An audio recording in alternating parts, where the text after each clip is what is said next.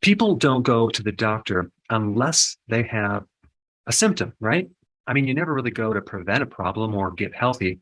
It's after you have probably multiple symptoms. And so a symptom is your body's way of telling you there's a problem. So these communications back from your body are valuable. But the problem is, especially if we're talking about the kidney, is most of the time there is no sign or symptom that you have a kidney problem. So when we talk about early kidney disease or even early liver disease, there's no symptoms whatsoever. Unless you do a urine test where you find protein or the filtration of the kidney is being interrupted, you don't really know if you have a problem. But as the kidney progresses and gets worse, when it goes through the different stages, stage one, two, three, four, and then eventually five, there are indicators or symptoms that you need to know about. And I'm going to cover those right now. But for a lot of people, they actually have a kidney problem and they don't even know it. Okay. So let's go through these symptoms just to increase your awareness. So that way you can do something about it. The first one is fatigue easily. Okay. You get weak and tired very easily. I mean, you can get tired with exercise, but I'm talking about normal daily activities.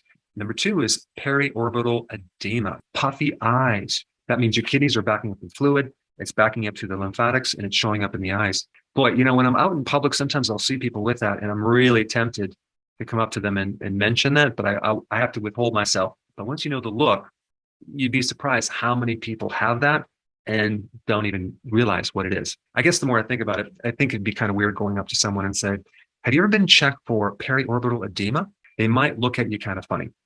All right. Number three, edema or swelling in your lower legs or your feet. This has to do with the kidneys losing protein.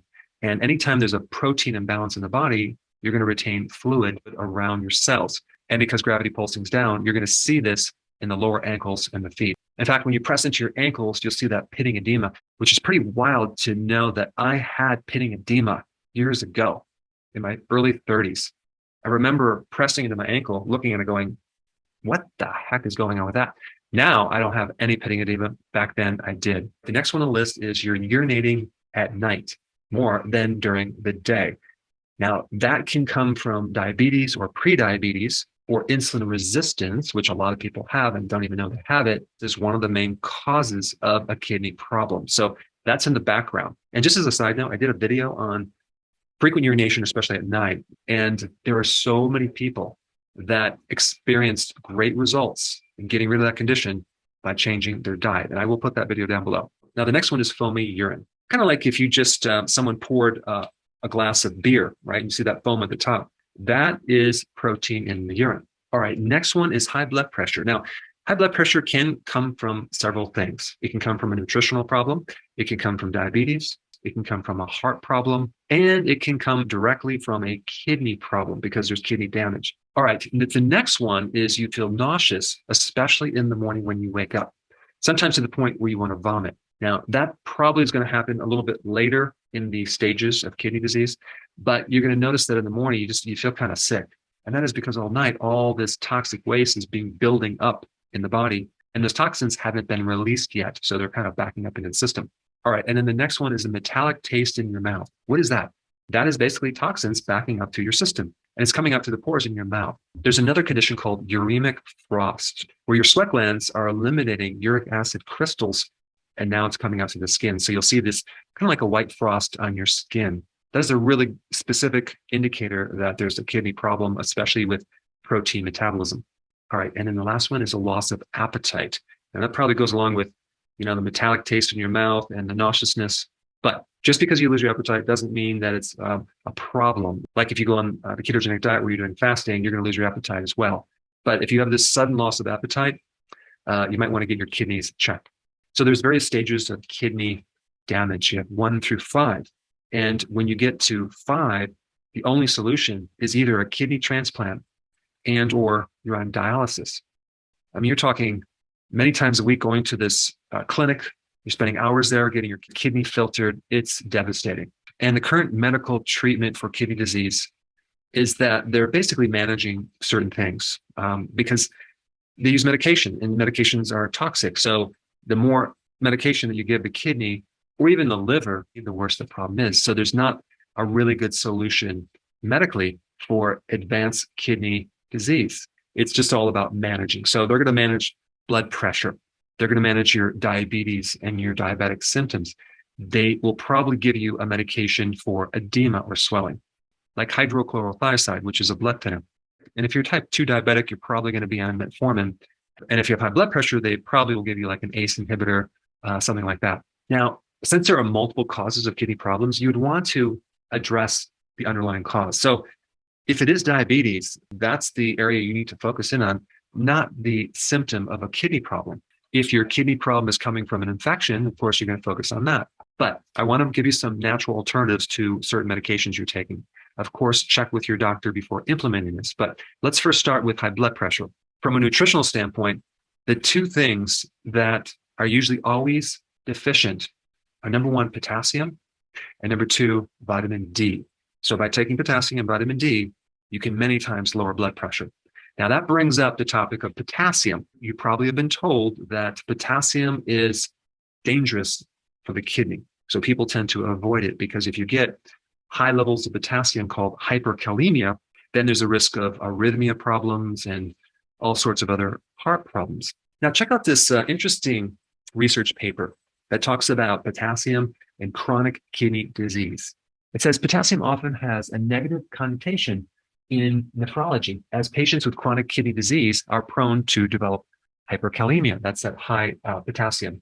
Yet emerging data indicate that dietary potassium may be beneficial for patients with chronic kidney disease. Studies have shown that a higher urinary potassium excretion is associated with low blood pressure and lower cardiovascular risk, as well as better kidney outcomes. Moreover, increasing dietary potassium intake can exert blood pressure independent effects on the kidney by relieving the deleterious effects of a low potassium diet, inflammation, oxidative stress, and fibrosis.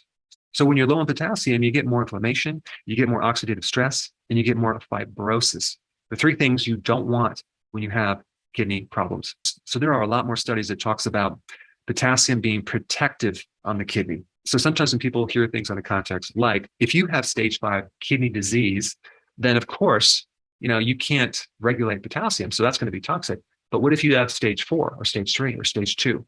So some people take this idea that it's bad for end stage kidney disease and say it's bad for any type of kidney problem, which is absolutely not true. I mean, phosphorus is very, very damaging to the kidney if you're stage 5. So should we also avoid anything with phosphorus, even if our kidneys are not that bad yet? You see, consuming potassium as a supplement or electrolyte powder or consuming foods high in potassium won't cause kidney problems.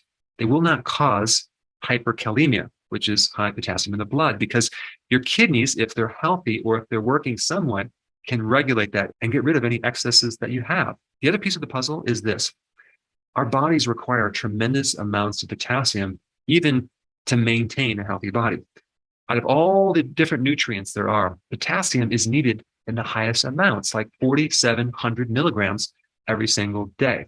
So if you're starting to get some symptoms with the kidney and you start cutting back on potassium, what's going to happen is you may have more inflammation, more oxidative stress, more fibrosis, and you're going to have higher amounts of sodium because potassium and sodium work together. And potassium can help alter the pH of your body so your body's not too acid or too far on the pH scale. Let's just touch on pH for a second. So we have this pH scale, right? This acid alkaline scale. Right in the middle of the scale is 7, which is neutral. Anything above 7 is more alkaline. Anything below 7 is more acidic. This scale goes from 0 to 14.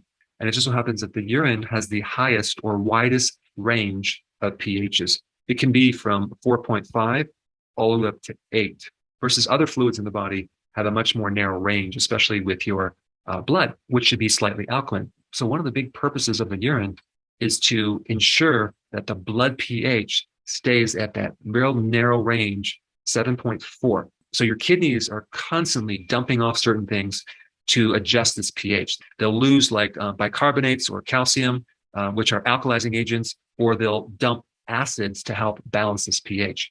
So typically the urine should be slightly acidic, but if it's strongly acidic, let's say it stays at a 5, there are certain indicators that you could have potential kidney problems down the road. But there's some mixed studies on that topic. But let me just go through a couple things with pH. So if someone's a diabetic, they're typically going to have more acidic urine than someone that's not a diabetic, especially if they forget to take their medication and there's this out of range blood sugar situation. Now, on the flip side, if you have a UTI, a urinary tract infection, your urine will tend to be alkaline. What's happening there is you have this bacteria, which is making more ammonia, which happens to be very alkaline. It's not acid. Now, when you're dehydrated, you tend to have more acidic urine. And the more chronic renal failure you have, actually, the more alkaline the urine's going to be, which is you would think it'd be more acidic, but it's going to be more alkaline. Now, during times of starvation, your urine is going to be very acid. And also, when you do fasting, your urine is going to be more acid because you're burning up your fat, releasing ketones, which are acidic. So you can have something really bad like starvation or something really good, fasting, and have an acidic urine. So by having an acidic urine, you can't really tell what's going on. It's just one of the clues that you need to associate with a lot of other clues, like a history. When someone typically consumes a very heavy meat diet with nothing, no vegetables to alkalize that, they'll tend to be more acidic versus someone who pretty much just eats vegetables and doesn't have any animal protein, they'll be more alkaline. And as far as kidney stones go, your pH could be either alkaline or acidic because there are different stone formations that can occur. Like, for example, uric acid stones or even calcium oxalate stones form more in an acidic urine, or calcium phosphate stones occur when you have an alkaline pH. I'm just trying to increase your knowledge on pH because you can't just automatically like say, oh, I'm going to change my pH to help my kidneys. You have to really understand what's going on behind the scenes. I mean, I'll give you an example. Someone bought one of those machines that alkalize water, right? And so they were drinking this water, which was artificially alkalized. And I checked their urine pH in my clinic and their pH was a 9. Like that's like extremely alkaline. And typically you think that's a healthy thing, but you're artificially changing the pH of the water without really understanding what's going on in the rest of the body. If you eat healthy and you become healthy, your pH will go to exactly what your body needs to handle whatever. But to force your body into one pH isn't always a good thing. But let's say, for example, you don't have stage 5. Let's say you have some kidney problems and your pH is pretty acid. There are things you can do. Potassium is one thing you can add, especially if you're prone to those kidney stones, the most common ones being calcium oxalates, which develop in an acid environment. And if you have gout and you have these uric acid crystals, by alkalizing the body with potassium, you can actually improve the symptoms. And I like potassium because it also can protect the kidney. Now, there's also baking soda. You can take a little bit of that to help protect the kidney, especially if there's like a high blood pressure situation and your pH is too acid. But realize that baking soda is high in sodium, okay? So sodium is one of those things that they're telling you to avoid because of the blood pressure problem. But if you have enough potassium there to counter that, you should be okay. Now, I started to talk about some alternatives for high blood pressure medication, like potassium and then vitamin D, right? Well, there's other things as well. Garlic is a natural ACE inhibitor, but without the side effects. Lion's mane mushroom is another natural ACE inhibitor. And pycnogenol is also a natural ACE inhibitor. When we get to diabetes, cinnamon is a potent spice that can help not just bring down your blood sugars, but your insulin as well. People who have diabetes who take cinnamon need a little less medication because it helps your blood sugars. Apple cider vinegar is another great way to help regulate blood sugars. And going on keto and intermittent fasting can ultimately correct type 2 diabetes. Because what is diabetes? Too much sugar in your bloodstream. What is keto and IF? The reduction of carbohydrates in the diet. So that's kind of a no-brainer.